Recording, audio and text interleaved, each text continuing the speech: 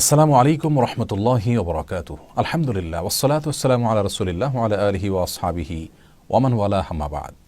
সুপ্রিয় দর্শক শ্রোতা ভাই বোন, রমাদানুল কারীমের ইবাদত বন্দেগী শেষ করার পর আমাদের ইবাদত বন্দেগী আল্লাহ সুবহানাহু ওয়া তাআলার কাছে কবুল হলো কিনা, গ্রহণযোগ্য হলো কিনা, সেটা আমরা কিভাবে বুঝব?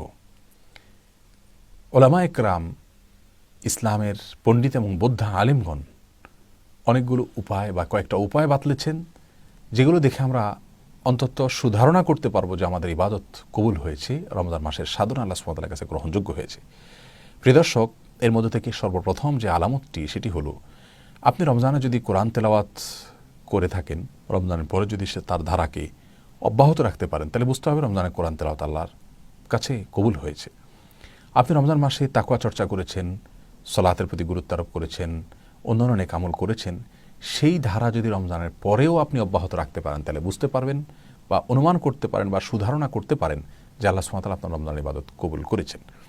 আর যদি আল্লাহ না করুক, রমজানের ইবাদত রমজানে করার পরে আর কোনোটাই অব্যাহত রাখতে না পারেন, তাহলে সেটা আল্লাহর দরবারে হয়তো কবুল হয় নাই, সেই আশঙ্কা কিন্তু অনেক বেশি। কোরআনে কারীমে আল্লাহ সুবহানাহু ওয়া তাআলা বলেছেন, ইন্নামা ইয়াতাকাব্বালুল্লাহু মিনাল মুত্তাকিন, নিশ্চয়ই আল্লাহ সুবহানাহু ওয়া তাআলা মুত্তাকিদেরটাই গ্রহণ করেন। অতএব নেক আমলের ধারা যদি বন্ধ হয়ে যায় রমজানের পরে, তাহলে তো আপনি মুত্তাকি হতে পারলেন না স্থায়ীভাবে, তাহলে আপনারটা আল্লাহ তাআলা কবুল করার সম্ভাবনা খুবই ক্ষীণ।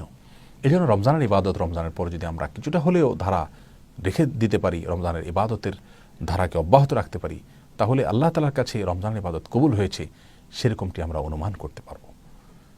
দ্বিতীয়ত, যে বিষয়টি রমজানের আমাদের ইবাদত বন্দেগী বা যে কোনো সময় যে কোনো ইবাদত বন্দেগী কবুল হয়েছে কিনা সেটা বোঝার জন্য আমরা দ্বিতীয় যে আলামত পাবো, তা হলো ইবাদত করার পর যদি আমাদের ভিতরে ভয় কাজ করে যে আমাদের ইবাদতে ভুল ত্রুটি হয়েছে, আল্লাহ কবুল করলেন কিনা, কবুল হলো কিনা, এটা যদি আমরা আতঙ্কে থাকি, চিন্তায় থাকি, পেরেশান থাকি, সেই সাথে আল্লাহ সুবহানাহু ওয়া তাআলার কাছে কবুল হওয়ার জন্য অপেক্ষায় থাকি এবং লালায়িত থাকি, আগ্রহী থাকি, পেরেশান থাকি, তাহলে আশা করা যেতে পারে আল্লাহ সুবহানাহু ওয়া তাআলা আমাদের আমল কবুল করেছেন।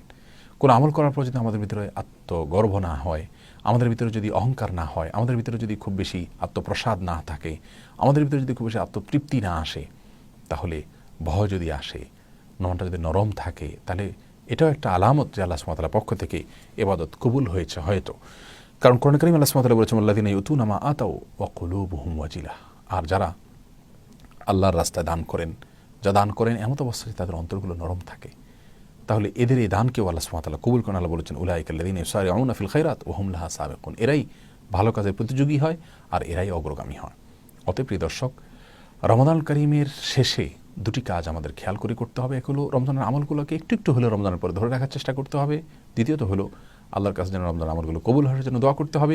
কোনো সালাফ বলেছেন যে রমজান মাসের যে আমলগুলো, সে আমলগুলো করার পরে পূর্বসূরি মনীষীরা, ইসলামের শুরু যুগের মনীষীরা, তারা 6 মাস পর্যন্ত আল্লাহর কাছে দোয়া করতেন যাতে রমজানের আমলগুলো কবুল হয়, পেরেশান থাকতেন। আর পরবর্তী 6 মাস, অর্থাৎ রমজানের পূর্ববর্তী যে 6 মাস, সেই 6 মাস তারা আল্লাহ সুবহানাহু ওয়া তাআলার কাছে দোয়া করতেন যাতে রমজানে তারা ইবাদত করার সুযোগ পান। প্রিয় দর্শক, অতএব ইবাদত কবুলের এই দুটি শর্ত যাতে আমাদের ভিতরে থাকে বা ইবাদত কবুলের দুটি আলামত যেন আমাদের মধ্যে থাকে, সেই চেষ্টা আমাদের থাকা উচিত।